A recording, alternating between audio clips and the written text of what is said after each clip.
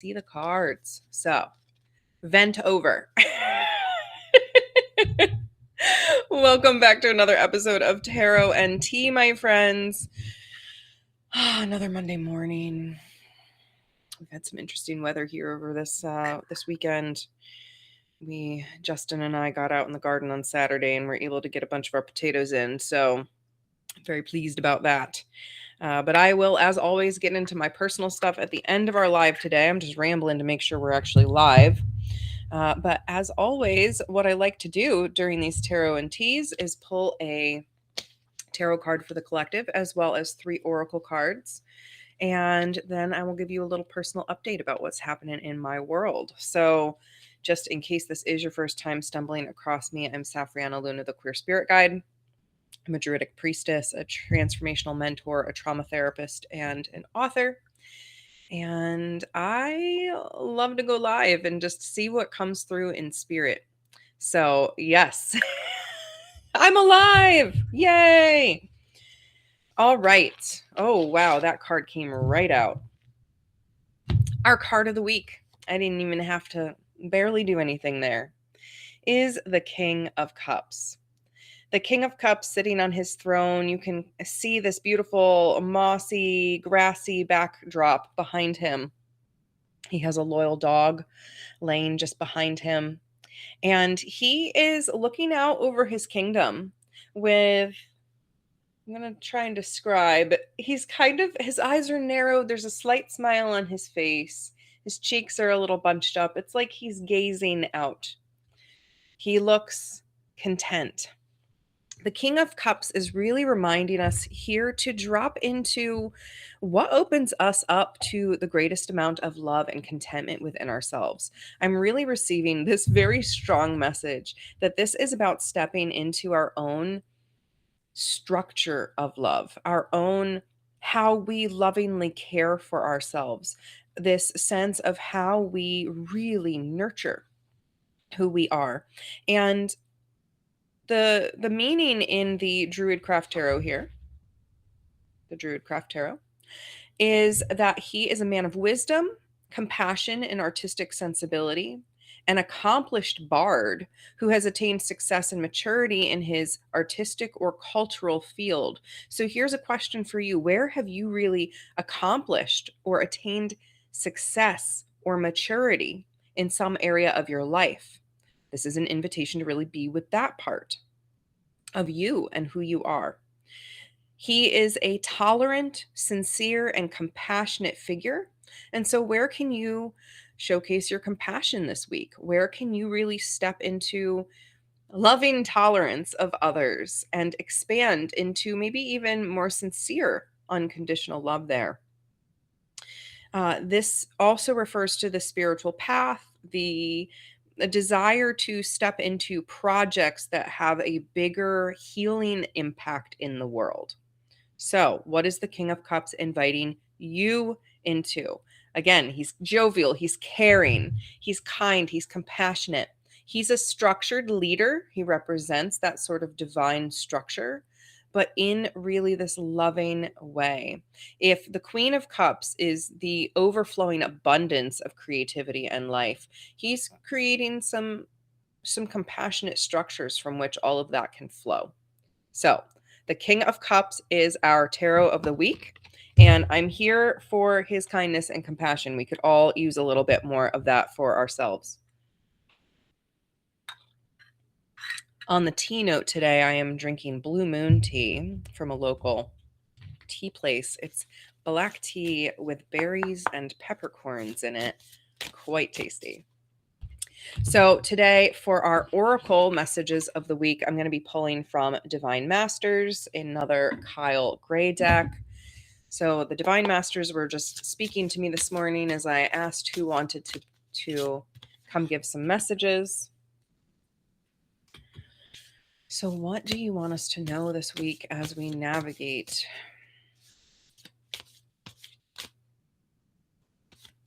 And just as I'm shuffling here, I want to say I know it's been a time of a lot of struggle collectively, as it has been for a while.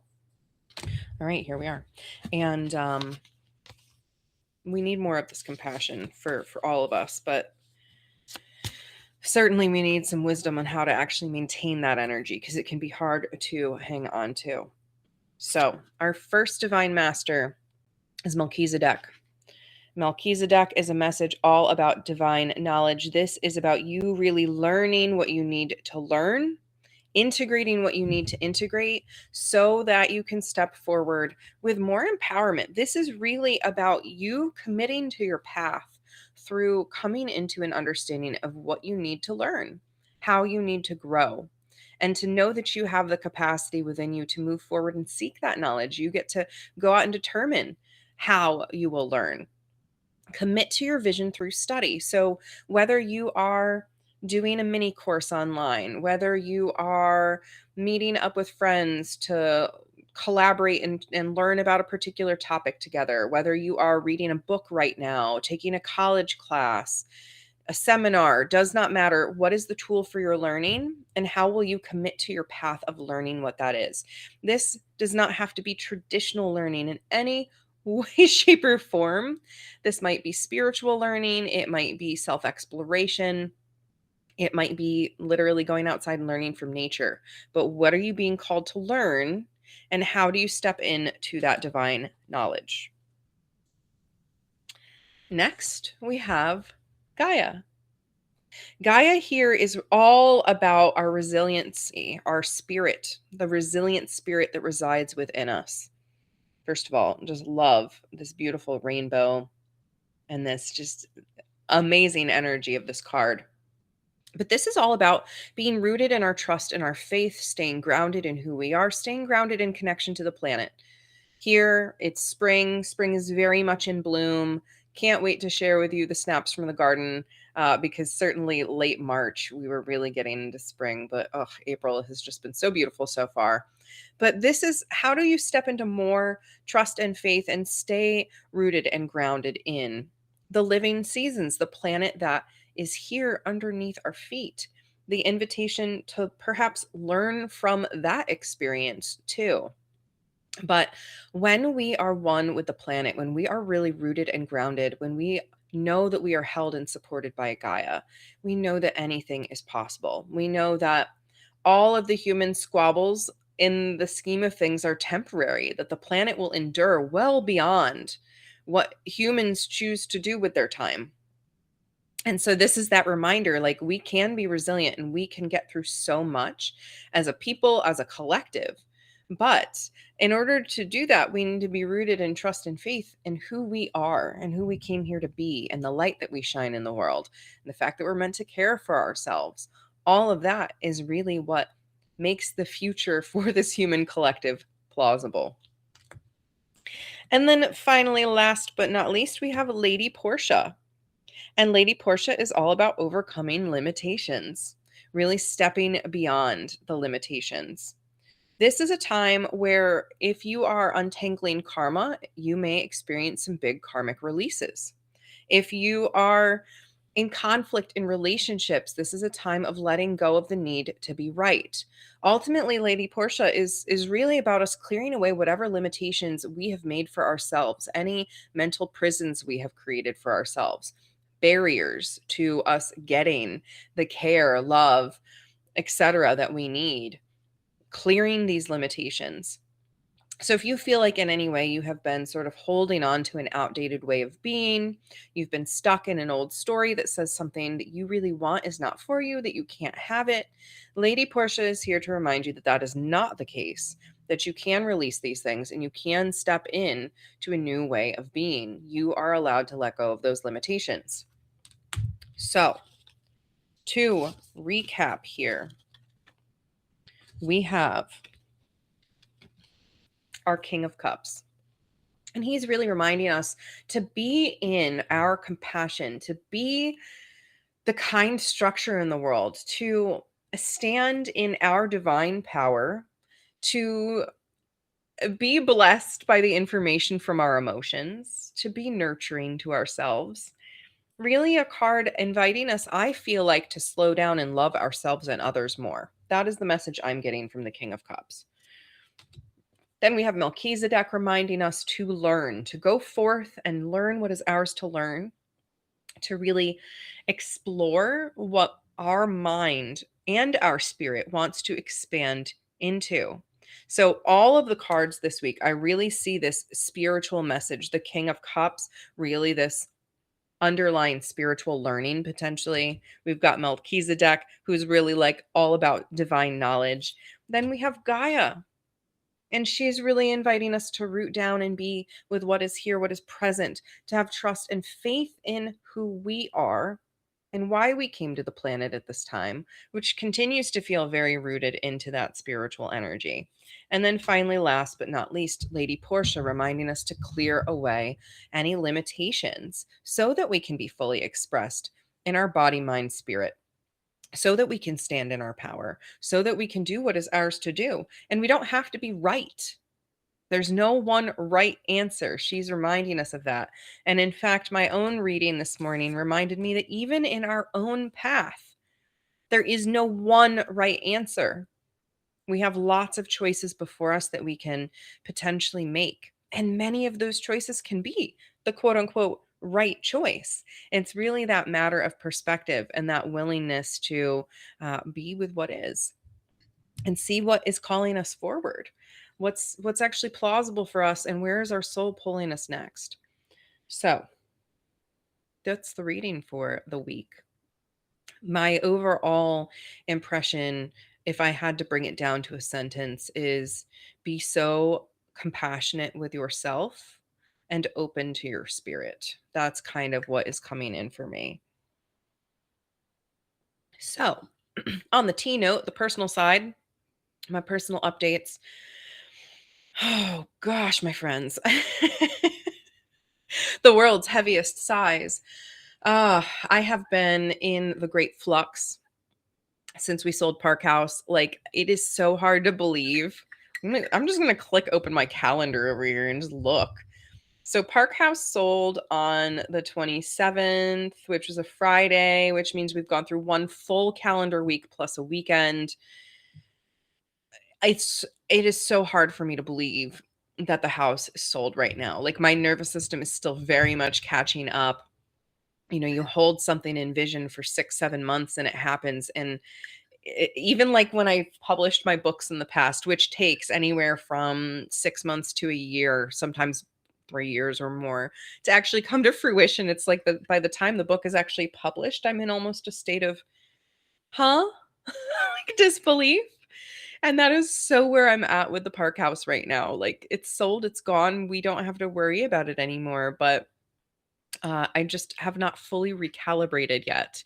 And I do know that with big things that can take time. So I'm just giving myself grace. But it's just bizarre.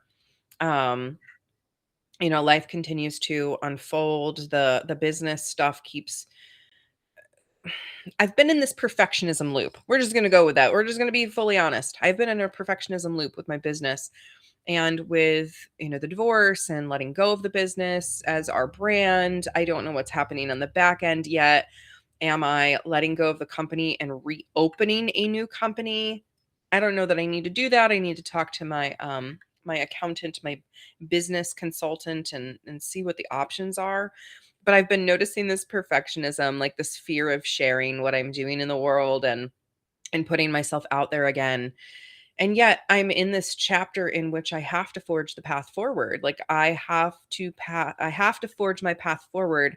I need to recreate a sense of stability for myself. I need to create a sense of abundance and possibility for myself. And it is on me to do that.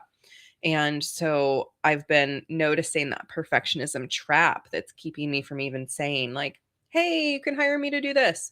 I also noticed that it continues to feel really hard for me to market and put myself out there about how I can help when the world is on fire. And that's something that I get to keep untangling. It's like a thing I'm aware of. I think many of us are aware of, that what we offer in the world is perhaps even more important in times of turmoil, for us to show up and shine our light. But it just feels really sticky still. And I'm acknowledging that that is my shit to clear away right now so that I can fully step into my power. And, this midweek newsletter has been a really beautiful way to reflect on where I'm at. And I've gotten such beautiful, positive feedback from people in terms of the depth of the shares. I did have someone unsubscribe from my latest newsletter, and I was like, someone was going to see 3,000 words and say, yeah, this newsletter is not for me. So I had a good chuckle about that. And also, like, it's a good check of, okay, people can leave my list and I'm okay. But the newsletter is really this deep dive, and I've been really deep diving that perfectionism and a lot of my childhood stuff. So it's been really interesting just to observe that in myself. But I really appreciate the feedback from all of you saying that the way that I'm sharing and showing up is helpful. I wish I could respond to every single person that does share feedback with me. I always have like emails sitting in my inbox waiting because I want to give everybody the time and attention when I really can. But, again, thank you for showing up with me in these ways and for encouraging me to keep sharing my voice in the world. On that note, I got some really beautiful feedback. I have shared about it a little bit, but I do this thing called the Survivor Speakers Bureau. And the Survivor Speakers Bureau is survivors of things like intimate partner violence, domestic violence, sexual assault, things like that, who have opportunities to share their stories with live audiences, different show fundraiser things, different panels, just different speaking opportunities. And I had the opportunity to go speak last week, and the feedback came in this morning, and it was just absolutely lovely to know. Someone said specifically that my story, quote, hit a weird spot of recognition for them, and that helped them make them feel seen. And another person said that me openly sharing about my trauma and how I put my life back together in my 20s was very inspirational for them, because they are a survivor who is in their late 20s and trying to put their life back together. So it's like I'm getting these beautiful affirmations that showing up and sharing my voice and doing what I'm doing is impactful. And I want to keep doing that more than anything. So I mentioned the potatoes. We did do some gardening this weekend. Unfortunately, Ike is sick, and so Justin and I are doing our best to stay healthy. We got lots of sun on Saturday and then spent most of our day in bed on Sunday. So I am fingers crossed. Please continue to send good, healthy vibes. I am affirming that I am just tired from physical labor and all is well. But yeah, I think that that's the big updates. I don't have any book updates, unfortunately, this last week. Did not really have the spaciousness to work on book, and all these speaking engagements are kind of eating up my time this month. So I'm celebrating that I had the opportunity to speak and share. And also, it's made me have a little less time for writing, blogging, etc. On my final note, I literally cannot wait to share my new website with you all. It is, I don't know what percent done, but Barb Pritchard, the Infinities Design brand architect, which wonderful magical being that she is, I cannot pump her up enough. She is just absolutely amazing. And I can't wait to show you all what she has been doing for my website, because new brand colors, new feel, just new visuals, new aesthetic, but still like more me than ever somehow. And I love that. I am so in love with that. So I can't wait to share with you all that. See, I can't even talk. I'm so excited. I can't wait to share all of that with you sometime in the next few months, hopefully by my birthday, which is exactly 2 months from now. So I think that's all I have for you all today. I hope that you are doing well. I think that the messages from the cards this week are overwhelmingly positive, just reminding us to get out of our own way so we can heck and slay. Stand in the resilience, the power of who we are, learn what we need to learn, and show up as compassion in the world. And I think we'll all be okay if we can do that. So until next time, my friends, I will be live on YouTube again today with my dear friend, Dr. Melissa Bird. We will be chitty-chatting about Beltane coming up. If you'd like to join us for Beltane, please do. over at safrianna.com/seasonal. And otherwise, I will see you next time. Love you all so much. Bye for now.